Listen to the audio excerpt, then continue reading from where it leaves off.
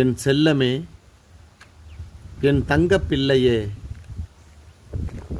நீ பிறந்ததற்கு முன்னால்தான் உனது தந்தையான நான் இந்த சமூகம் மதிக்கக்கூடிய அளவிற்கு உயர்ந்திருக்கிறேன். உன்னை பெற்றதற்கு முன்னால் குடும்பத் தலைவனாக உருவெடுத்திருக்கிறேன்.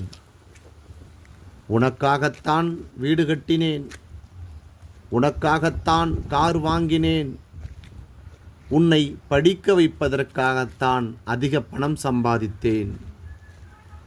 உன்னை வளர்க்க வேண்டும், உன்னை ஆளாக்க வேண்டும், உன்னுடைய தேவைகளை எல்லாம் பூர்த்தி செய்ய வேண்டும், உன்னை உயர்ந்த இடத்திற்கு அழைத்து செல்ல வேண்டும் என்கிற லட்சிய பயணத்திற்காகத்தான் நான் உழைக்கத் தொடங்கினேன்.